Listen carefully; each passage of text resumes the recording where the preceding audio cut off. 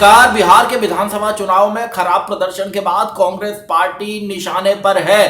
तमाम राजनीतिक विश्लेषकों के निशाने पर तो है ही, पार्टी के अंदर भी इस प्रदर्शन को लेकर निराशा है, नाराजगी है, आवाज उठ रही है। और आरजेडी का भी यह मानना है, उसके नेताओं का दबी छुपी जबान में, कि अगर कांग्रेस का प्रदर्शन बेहतर रहा होता, कुछ सीटें कांग्रेस ने और झटकी होती, तो आज बिहार के अंदर एनडीए नहीं महागठबंधन की सरकार होती। क्योंकि आरजेडी के कार्यकर्ताओं को लगता है कि उनकी मेहनत, तेजस्वी यादव की मेहनत में खलल पड़ गया। बिल्कुल जीत के नजदीक पहुंचते पहुंचते कुछ सीटें इधर उधर हो जाती तो ऐसा मौका आता जब महागठबंधन के पास सरकार बनाने का विकल्प रहता। लेकिन कांग्रेस का जो प्रदर्शन रहा वो निराशाजनक है और कांग्रेस में इसके अंदर आवाज उठी है। इस पर ही मैं आज बात करूंगा। आप देख रहे हैं सत्यहिंदी.com।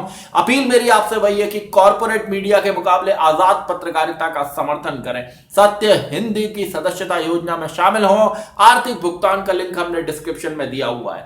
बिहार में जो महागठबंधन की हार हुई है उसका सीधा ठीकरा कांग्रेस के सिर फोड़ा जा रहा है। क्यों? उसके कारण भी है। कारण ये, अगर आप स्ट्राइक रेट देखते हैं, अब अगर आप प्रदर्शन देखते हैं कि आरजेडी ने कितनी सीटों पर चुनाव लड़ा, वो कितनी जीती, आरजेडी का प्रदर्शन अच्छा रहा है। वाम दल जिनका कोई जनाधार विशेष बिहार के अंदर नहीं है, जबकि कांग्रेस एक राष्ट्रीय पार्टी है, वाम दलों ने 29 सीटों पर लड़कर 16 सीटें महागठबंधन की झोली में डाली हैं, जबकि कांग्रेस 70 सीटों पर चुनाव लड़ी और सिर्फ 19 सीटें वो हासिल कर पाई। तो यहां से कांग्रेस अगर ज्यादा सीटें ले आती, और राजनीति के जो जानकार हैं उनका तो यह भी कहना है कि अगर कांग्रेस 20 कम सीटों पर ही लड़ लेती, 70 पर लड़ी है, 50 पर लड़ लेती, तो इन 20 में से आरजेडी अगर 10 भी झटक लेती तो बीजेपी के लिए मुश्किल खड़ी कर देती। तो ये जो स्थिति बनी बिहार के अंदर, जिसमें प्रदर्शन कांग्रेस का खराब हुआ और नुकसान महागठबंधन को हो गया, तेजस्वी यादव का चेहरा उतर गया। वो मुख्यमंत्री बनने के लिए उनकी जो सभाओं में भीड़ उमड़ रही थी, उससे साफ लगता था कि तेजस्वी यादव को समर्थन अच्छा मिलने जा रहा है। लेकिन ये बात कांग्रेस के भीतर से भी स्वीकार हुई है। पहले उस पर बात करता हूं, फिर दो बातें कांग्रेस के खराब प्रदर्शन से सामने आ रही, उस पर भी मैं बात करूंगा। तारिक अनवर बहुत वरिष्ठ नेता हैं कांग्रेस के, बहुत पुराने नेता हैं। सोनिया गांधी के विदेशी मूल के मुद्दे पर कांग्रेस छोड़कर जब एनसीपी बनाई थी शरद पवार साहब ने, तो उसमें चले गए थे। कुछ समय पहले फिर से लौट आए हैं कांग्रेस में। तो वो बिहार से ही आते हैं, कटिहार से आते हैं बिहार के। उन्होंने इस बात को कहा है कि पार्टी के जो खराब प्रदर्शन रहा कांग्रेस का, उसकी वजह से महागठबंधन बहुमत के आंकड़े से दूर रह गया। और वाम दलों को भी उन्होंने कहा कि अगर हमारा जो प्रदर्शन है, अगर वैसा हमारा प्रदर्शन वाम दलों जितना भी हो जाता, तो आज महागठबंधन की सरकार बिहार के अंदर होती। उन्होंने द इंडियन एक्सप्रेस से बातचीत में कहा कि आम आत्मचिंतन इसे लेकर होना चाहिए। 2015 में कांग्रेस ने 41 सीटों पर चुनाव लड़ा और 27 सीटें जीती, और हमें इस बात का पता लगाना होगा कि इस बार 70 सीटों पर लड़कर ही भी हम 19 ही सीटें क्यों जीत पाए। तो तारिक अनवर का ये कहना, क्योंकि वो बिहार से आते हैं, पूरे चुनाव प्रचार को देख रहे थे, इससे ये पता चलता है कि वास्तव में जो नाराजगी है वो पार्टी नेताओं के अंदर है बिहार के चुनाव परिणाम को लेकर। जैसा मैंने कहा कि उन्होंने इस बात को स्वीकार किया कि अगर उनका प्रदर्शन भी आरजेडी या वाम दलों के जैसा होता तो आज महागठबंधन की सरकार बिहार के अंदर होती। इसके अलावा पूर्व केंद्रीय मंत्री, वित्त मंत्री पी चिदंबरम ने भी कहा है कि बिहार में पार्टी के प्रदर्शन से निराशा हुई है, और उन्होंने कहा है कि उम्मीद है कि सीडब्ल्यूसी यानी कि कांग्रेस में फैसले लेने वाली सर्वोच्च संस्था कांग्रेस वर्किंग कमेटी इन नतीजों की समीक्षा करेगी। तो अब मैं इसकी दूसरी बात करता हूं कि बिहार के जो चुनाव नतीजे हैं वो कांग्रेस को किस तरह भारी पड़ेंगे। पहला तो राज्य स्तर पर भारी पड़ने वाले हैं, जहां पर कांग्रेस को बिहार में जो उसकी सियासी हैसियत है वो बहुत ज्यादा घट गई है। पिछली बार का जो उसका प्रदर्शन था, उससे इस बार बेहद खराब प्रदर्शन हुआ है। और दूसरा जो है उसका राष्ट्रीय स्तर पर नुकसान है। अगर इस तरह का प्रदर्शन बिहार जैसा उसने किया तो राष्ट्रीय स्तर पर उसकी छवि इसलिए कमजोर होगी क्योंकि तमाम राज्यों में उससे गठबंधन करने से लोग हिचकेंगे। आने वाले दिनों में पश्चिम बंगाल में चुनाव होना है, केरल में चुनाव होना है, असम में चुनाव होना है। 3 राज्यों के बेहद अहम चुनाव होने हैं और तीनों राज्यों में कांग्रेस इस स्थिति में नहीं है कि वो अपने दम पर लड़कर, खुद के दम पर लड़कर वहां पर अच्छी सीटें हासिल कर सके। पश्चिम बंगाल में उसको वाम दलों या टीएमसी का सहारा लेना पड़ेगा और इसी तरह केरल में उसके पास यूनाइटेड डेमोक्रेटिक फ्रंट में वो कई दलों के साथ है।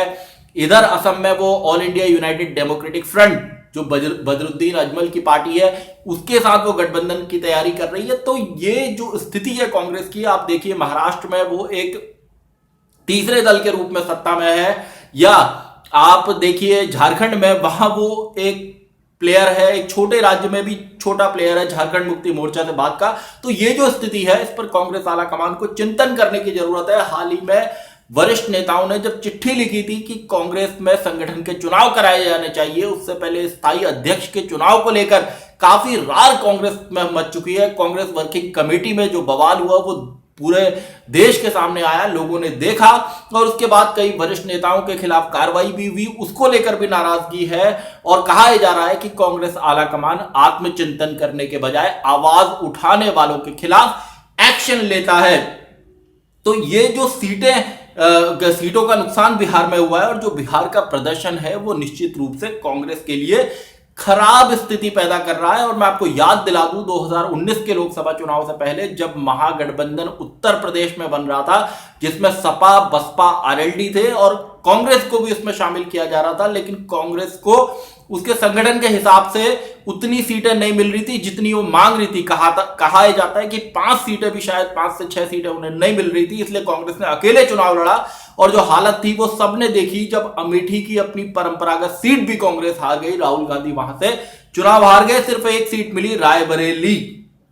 तो ये जो स्थिति है कांग्रेस की, इसको समझना होगा कि अगर राज्यों में वो कमजोर होगी तो राष्ट्रीय स्तर पर अपने आप गिर जाएगी। भारतीय जनता पार्टी कांग्रेस मुक्त अभियान में जुटी हुई है, वो दिन रात संगठन का विस्तार कर रही है, उसके नेता दिन रात पसीना बहा रहे हैं, मेहनत कर रहे हैं, चुनाव लड़ रहे हैं, लेकिन यहां कांग्रेस का जो प्रदर्शन बिहार के अंदर रहा है उसके लिए उसके सामने जवाब देना जनता को भारी पड़ेगा। अपने जो अलायंस उसको अगर कहीं राज्यों में बनाने हैं तो वहां उसकी सियासी हैसियत कम होगी। अगर वो 50 सीटें मांगेगी तो उससे कहा जाएगा कि आप 20 पर चुनाव लड़ लीजिए, क्योंकि उस राज्य में जहां आप पहले से ज्यादा मजबूत है वहां आपका प्रदर्शन ठीक नहीं रहा है। तो ये सीधा सीधा जो फॉर्मूला पॉलिटिक्स में है कि आपकी जो ताकत है, जो सीटों में आपकी भागीदारी आपको तब मिलेगी सरकार और सत्ता में या सीटों में, गठबंधन में, वो तब मिलेगी जब आपका परफॉर्मेंस अच्छा होगा। लेकिन यहां पर पार्टी आला कमान को हस्तक्षेप भी करना होगा और सामने भी आना होगा, आत्ममंथन करना होगा, क्योंकि स्थायी अध्यक्ष का जो मसला है उस पर पार्टी चुप बैठी है। स्थायी अध्यक्ष के चयन को लेकर अच्छा खासा बवाल पार्टी के भीतर हो चुका है और एक इलेक्टेड प्रेसिडेंट और एक परमानेंट प्रेसिडेंट पार्टी को चाहिए, इसको लेकर काफी कुछ पहले भी कहा जा चुका है। तो जो आने वाले 6 से 7 महीने हैं वहां पर उसमें बंगाल, असम और केरल के विधानसभा चुनाव होने हैं। देखना होगा कि कांग्रेस क्या कोई आत्ममंथन या कोई ऐसे स्टेप उठाएगी जिससे वो जनता के बीच में अपनी छवि को ज्यादा मजबूत कर सके, मेहनत कर सके, क्योंकि सोशल मीडिया पर लड़ाई लड़ना एक बात है और जनता के बीच में जाना एक बात है। उत्तर प्रदेश के जो उपचुनाव के नतीजे हैं उस पर भी एक चर्चा होगी, मध्य प्रदेश के जो उपचुनाव के नतीजे हैं उन पर भी चर्चा होगी, गुजरात में जो उपचुनाव के रिजल्ट आए उन पर भी मैं आपसे चर्चा करूंगा।